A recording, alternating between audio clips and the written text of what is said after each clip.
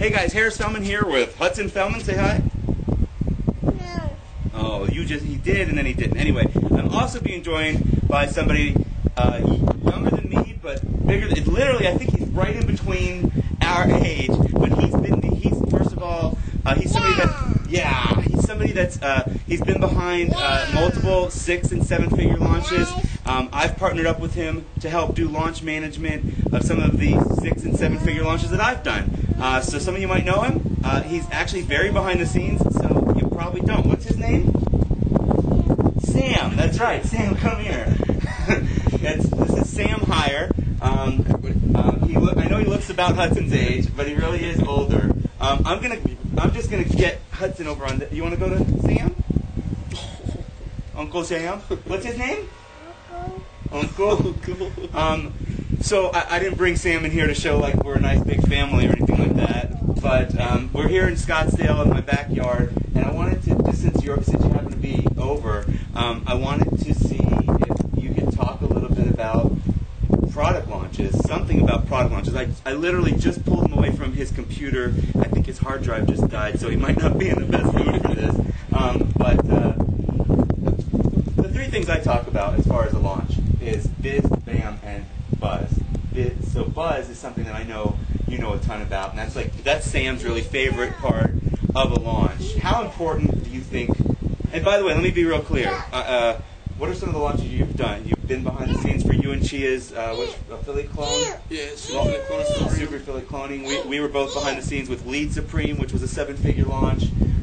Any other 6- or 7-figure launches you're allowed to talk about? Well, I mean, I worked with Nitro for a little while, Nitro Marketing, on some of their launches with Mark Joyner.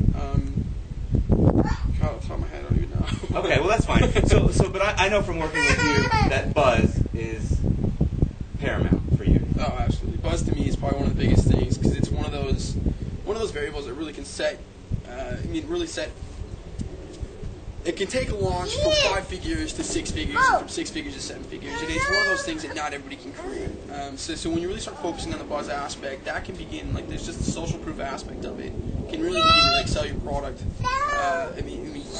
10 times what something else can do. He's laughing because Hudson's acting up behind the camera. What are you doing?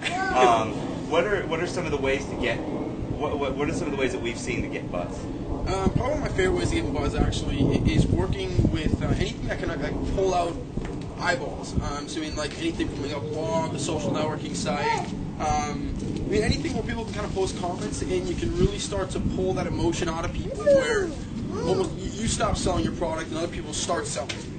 That to me has always been a huge thing that we work with on the blogs or whatever, and really kind of get people to tell their story and get out of their everyday living almost to really feel the launch. That really tell is them the about the base thing. blogathons that you've done. This is something that I've learned from him. I got to watch, make sure my kid doesn't jump in the pool. But the blogathons, tell them about that because that's a really powerful tool that you've used a couple of times. Yeah, the blogathon is probably one of my favorite ways of building buzz. It's something that hardly any people replicate because it is such a pain. You sit behind the scenes, you don't sleep, and you respond to people.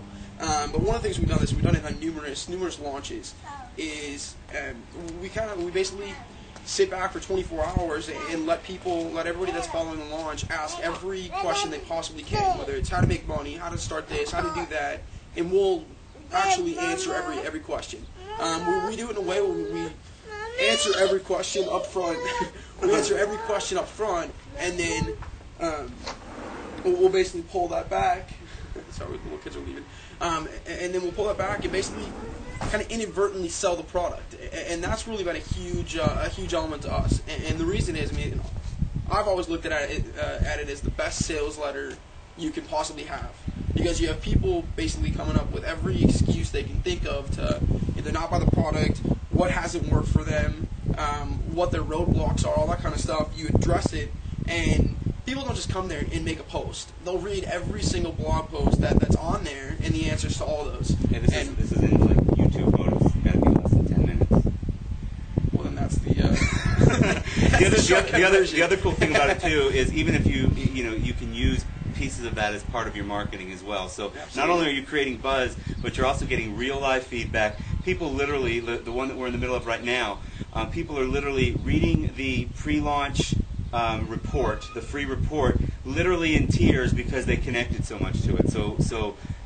But then you can use, and I don't mean to use the word use, but you can utilize some of their comments as part of your sales letter, as part of your emails that go out, your JV emails, Absolutely. everything. So it's real powerful. Yeah. You know, that's another thing I'm going to talk about in the next one, how important JVs are. So stick around for that, okay? Don't go anywhere. All right. All right.